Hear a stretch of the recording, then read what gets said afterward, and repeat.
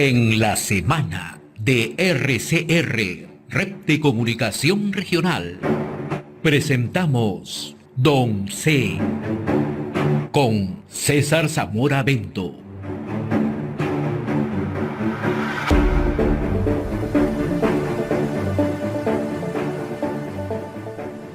En la semana de RCR, Red de Comunicación Regional, saludamos a César Zamora Bento, reconocido economista y mejor analista en temas políticos. César, qué gusto saludarte. Buen día, muy amable. ¿Cómo estás? Muy buenos días, José. Aquí siempre atentos para conversar todos los sábados en el programa Don C. Hoy vamos a intentar hacer un balance político. Si tuvieras un poco que proyectar, un poco que establecer cuáles son las vigas principales para hacer un balance político, social y económico del 2024, ¿por dónde comenzarías? Bueno, empecemos por la parte política, ¿no?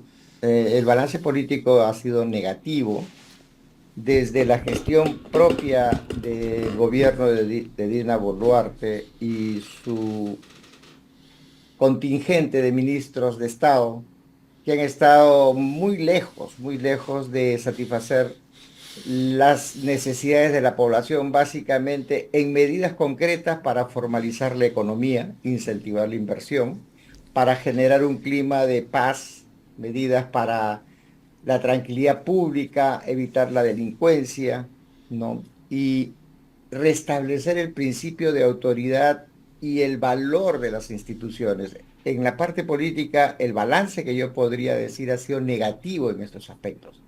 Tenemos una pobre gestión gubernamental, tenemos un Congreso de la República muy interesado en sacar cosas que salvaguardan sus intereses políticos de mediano plazo, que es las próximas elecciones, y desde el manejo de las instituciones que son responsables de la seguridad de la gente, llámese Policía Nacional, Fiscalía y Poder Judicial, pues lamentablemente las señales en el plano político que están dando a la población son negativas, muy negativas. En el plano económico, dicen pues que tenemos una inflación baja, sí.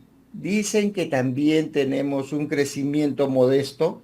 Y si nosotros establecemos una relación entre la inflación y el modesto crecimiento económico, podríamos decir que en economía también nos ha ido de manera negativa.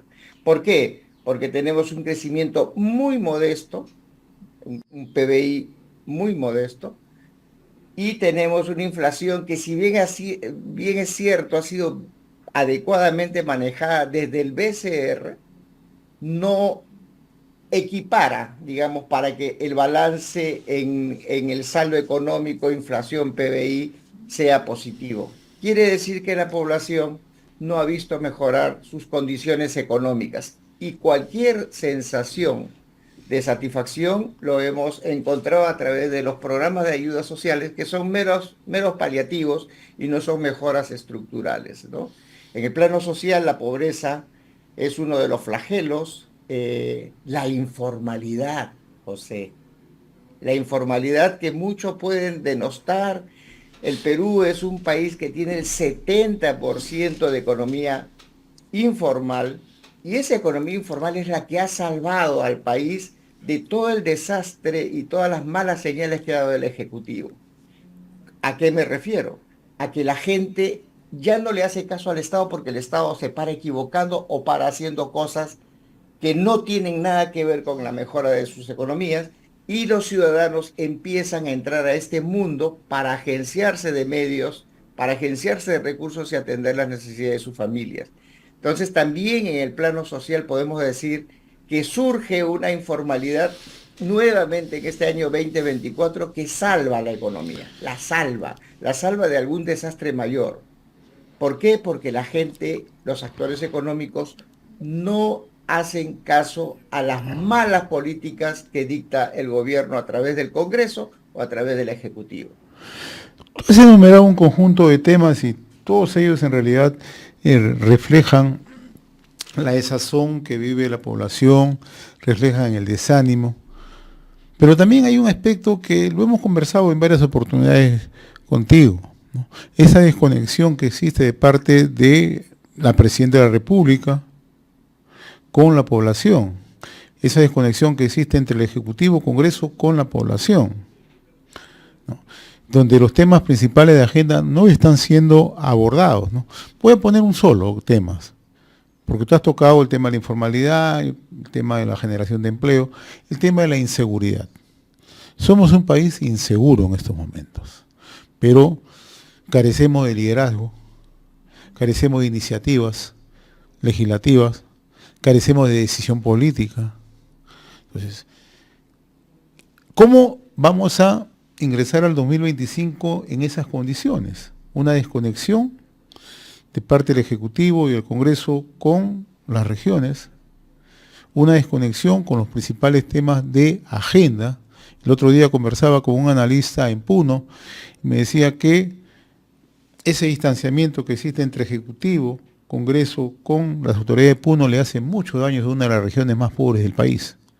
En definitiva, no se pueden avanzar las obras, no se pueden ejecutar obras, y así estamos. Entonces, ¿hacia dónde vamos? Si ese es el balance que tenemos, ¿hacia dónde vamos? Sí, mira, y claro, el balance 2024 que nos trae al 2025. Tú acabas de hacer un relato muy interesante, en el sentido de que es un gobierno que se ha parado equivocando, que no tiene liderazgo. Es que la presidenta Boluarte es una benediza.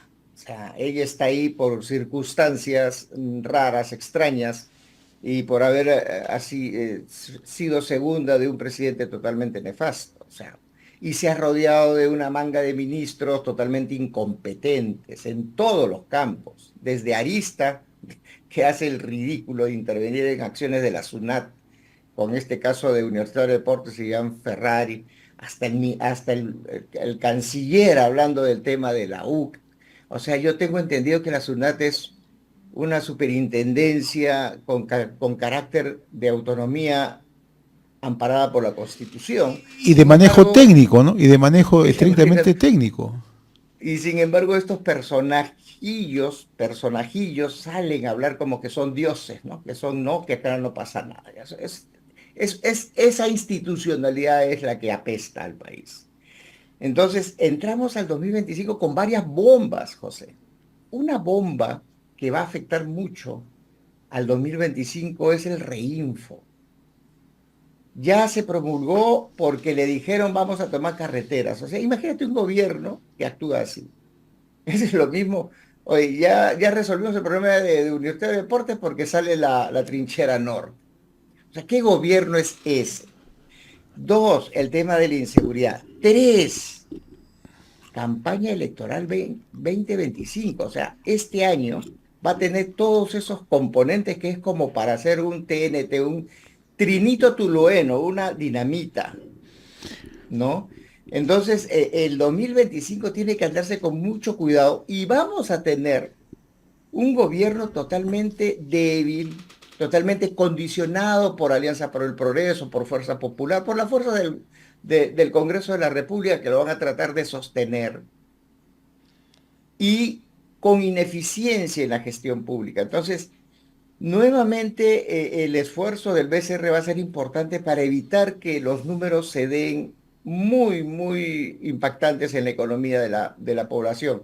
Pero ojo, que ya está advirtiendo también, aunque no le corresponde, ya está advirtiendo el peligro que tiene manejar altos déficits fiscales. O sea, en un año de campaña electoral, este gobierno va a tener las ganas, los incentivos para gastar más de lo que ingresa en el país. Se llama déficit fiscal, que es deuda a las futuras generaciones. Entonces, lo vamos a tener complicado los ciudadanos. Tenemos un Congreso que no representa a la población, que está representando sus propios intereses, como dijo Rothbard en The Public Choice, en la elección pública. Y tenemos partidos políticos de familia, José, 45 partidos que van a estar peleando por alguna alternativa de poder en el Perú, que son grupos de familia, por favor, Son fíjense. franquicias, franquicias. Exacto. Tú encuentras ahí primos, hermanos, tíos, cuñados, que son los directivos de un partido político. O sea, Esa Y situación la colocan en hace, el mercado. A ver quién quiere adquirir esta franquicia, ¿no? Como si fuera Kentucky, como si fuera McDonald's, ¿no? Como si fuera Bembos, ¿no? Así están actuando los y, partidos políticos de ahora. sin La embargo, mayoría. eso no es la Algunos sí, forma. algunos hay que reconocer que tienen estructuras orgánicas. O sea, en realidad una flor no hace la primavera, ¿no? Entonces vas a tener toda esa gama de confusión para la población y a la población, nuevamente voy a repetir, la van a obligar a votar. La van a obligar a votar y van a votar como siempre mal. Y vamos a tener a portas un 2026, porque este 2025 va a preparar la cama al 2026, en donde vamos a tomar decisiones para el destino del Perú los próximos 5 años, 26, 31. Entonces, yo creo que es momento, esta reflexión no es un análisis pesimista, sino es una descripción de la realidad que nos acompaña para advertir la posición de los ciudadanos que tienen capacidad de convocar, que tienen capacidad de transmitir ideas, de cuán importante es prepararse para que estas cosas que se vienen y ponerles coto a sus delirantes deseos de hacer un Estado inmensamente grande que no va a alcanzar ningún dinero de recaudación para poder financiar y que quieren intervenir en todos los espacios de la vida. Eso podrán hacerlo en los espacios formales, pero en la informalidad, que es la característica del país, de la economía del país, va a ser bien complicado hacerlo. Tenemos un aumento del salario mínimo vital. ¿Cuánta gente está, digamos, expectante? Si tenemos 70% de economía informal, estamos hablando de 14 millones que son informales. Tenemos 6 millones por el otro lado que son formales. De esos 6 millones, solamente el 40%, José, son los que se beneficiarían. Estamos hablando de 2 millones y algo que trabajan en pequeñas y microempresas que pasarían de 1.000 y picos a 1.130, pasarían a eso, pero con el problema de que muchas de esas microempresas van a tener que cerrar porque ya no les va a alcanzar el financiamiento de ese puesto de trabajo con el negocio que están desarrollando. Entonces, nuevamente va a ser un inyector de informalidad porque mucha gente va a decir, bueno, si no me pueden pagar esto, tengo que dedicarme a otra cosa. Entonces, son decisiones terribles que no se hacen pensadas. Ahí he leído en uno de los encabezados que tú mencionas que la CGTP menciona que no ha sido consensuado. Por supuesto, los salarios se tienen que regir por el mercado. Tiene que haber una señal, sí, pero tiene que medir el impacto que esto va a ocasionar en el empleo formal de la gente. Porque el empleo informal, a pesar de que salva la economía nacional, no es la mejor condición que merece un trabajador peruano. Y el otro tema que no podemos dejarlo y que a lo largo del 2024, también en el 2023 se ha abordado es el tema de la inseguridad ciudadana, ¿no? Que ya es un tema transversal en el país por las modalidades que se presentan, la forma como se están registrando los hechos, pero además la vulnerabilidad que tienen las distintas instituciones de nuestro país, justamente producto que también está enquistada la corrupción. Tenemos inseguridad y a la par tenemos corrupción. Un Así problema es. bastante serio. Y no solamente eso, sino que eso desalienta pequeñas inversiones, pequeños emprendimientos y grandes emprendimientos. Ese es otro de los factores que tenemos en contra en este de 2024. No sé qué piensas tú. Sí, definitivamente la criminalidad, el crimen organizado, la impunidad, ¿no? Generan una desaceleración, desincentivo en las inversiones. La gente ya tiene temor de invertir, ya sabemos de casos que prefieren cerrar sus negocios, ponerse en el anonimato y migrar, porque al final la amenaza sigue latente a pesar de que ha cerrado los negocios. Generas desempleo, generas incertidumbre. El problema, lo hemos dicho en alguna oportunidad, es porque no existe un plan integral que involucre a la Policía Nacional, que involucre a la Fiscalía y al Poder Judicial. Sabemos por evidencia que gran parte del Poder Judicial y la Fiscalía están copados por personajes que manejan agendas políticas, que buscan hacer un trabajo para los intereses de las grandes opciones políticas y del gran empresariado económico también, ¿por qué no decirlo? Y la Policía Nacional cada vez es más ineficiente, más incapaz, hacen algunas cosas buenas, pero las cosas malas rebasan las iniciativas positivas. Entonces, no hay la ciudadanía no ve que el crimen pague, no ven que el crimen sea sancionado con la severidad que merece. Hablan como cortina de humo de la pena de muerte, hablan de una serie de cosas para que la gente se distraiga, se indigne, pero en concreto no pasa absolutamente nada en la solución de los problemas. Y más coraje da cuando tú escuchas al ministro del Interior autoalabándose por los logros que vienen haciendo contra la criminalidad y la seguridad ciudadana. En realidad es como que te abofetean por tonto.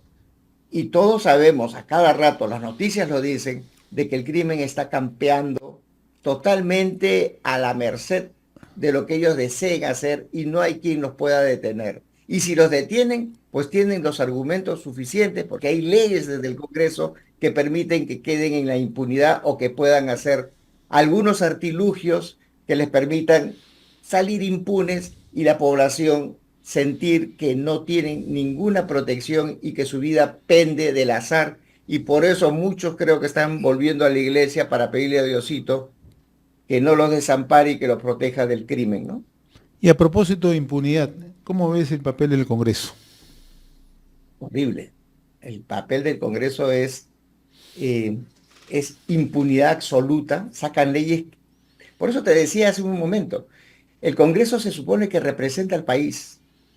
Y este Congreso, aprovechando el voto de los ciudadanos, representa sus propios intereses. Sacan leyes como por ejemplo el Reinfo, intereses absolutamente particulares. Eso no tiene nada que ver con el interés nacional. Eso está bancado desde la economía ilegal, a través de lavado de activos. El Congreso de la República es tan desprestigiado que inclusive le ponen heces en un ventilador y le salpica con este asunto de la prostitución congresal. Y ellos no tienen capacidad de responder, no tienen la capacidad moral de decir, ¿sabes qué? Yo no entro en ese asunto. No hay. Hacen juegos, o sea, el silencio cómplice, el silencio de arrogancia, de decir que ellos son los representantes del pueblo y actúan en contra del bienestar de la población, velando por sus propios intereses, es lo que indigna. Es un Congreso que no tiene candados, José. La población no tiene cómo jalarle las orejas cuando hacen semejantes barbaridades. Uno dice, sí, pero en las elecciones el castigo va a ser que no los elijan. Falso, pues. Si tú obligas a la población ignorante, a la población que no quiere votar, le obligas a votar, sencillamente están escogiendo a este tipo de personajes y así van a subsistir. Muchas veces se puso en la carpeta del Congreso hablar sobre la obligación o no obligación del voto en las elecciones generales y en las elecciones regionales. Nunca se aprueba porque sencillamente eso sería para estos delincuentes del Congreso como dispararse a los pies. Entonces, si resumiendo, Congreso de la República totalmente desaprobado, un poquito menos que la desaprobación que tiene la presidencia de la República y la manga de ministros ineficientes que tiene Dina Boluarte. El otro tema, César, el tema que va de la mano con las inversiones, que es la generación de empleo, ¿no? No crecemos al ritmo que quisiéramos, a pesar que tenemos proyectos, no solamente en el sector minería, también tenemos en hidrocarburos, tenemos proyectos en otros sectores, agroexportación, pesca, pero que no están caminando al ritmo que se desea, ¿no? 2025 puede ser un año como para destrabar estos proyectos o lo ves más complicado. Complicado, José, porque es un año electoral. Este año el incremento de las inversiones ha sido muy, muy reducido. Eh, la economía, mencionas que hay proyectos de inversión en diferentes sectores, pero recuerda que Hay un sector de la economía, es como el reloj mecánico, el sistema este, que hay un sector que mueve los demás engranajes. Y la minería ha demostrado que funcionando de manera eficiente, con todas las seguridades jurídicas, con un clima político estable, la minería mueve construcción, mueve turismo, mueve servicios, mueve metalmecánica, mueve pesquería, mueve agricultura. O sea, es un engranaje tan importante que dinamiza el resto de los sectores económicos y hace que el crecimiento de la economía sea armonioso, sincronizado y positivo de manera sostenible en el tiempo. Pero lo primero que están haciendo es bombardear este sector, que es el eje principal que reactiva a los demás sectores económicos. Si el sector minero, que es el sector más importante, se siente desincentivado o no tiene protección del Estado y que le sacan leyes que promueven la ilegalidad, como es el Reinfo, sencillamente se van a retraer en las inversiones o van a obligar a aquellas minas medianas que tienen sus instalaciones, sus plantas de procesamiento, los vas a incentivar a que entren como puente de la minería ilegal para que los ilegales puedan limpiar sus activos y meter su actividad ilícita hacia la economía. Eso de allí es sumamente peligroso. O sea, no solamente que retrae la inversión, sino que podrías estar incentivando para que el sector formal de la minería entre a encontrar un nicho de negocio con los ilegales. Y eso de allí es esta ley perversa que es promovida desde el Congreso de la República, que ha sido ya rubricada por Dina Boluarte y que va a tener ejercicio hasta junio del 2025, y estoy así, te la apuesto, que va a tener ampliación en diciembre porque es campaña electoral, pues.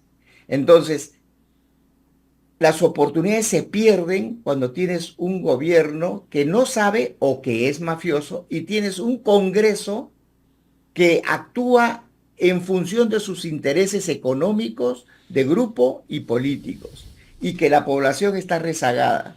Por eso la apatía de la población.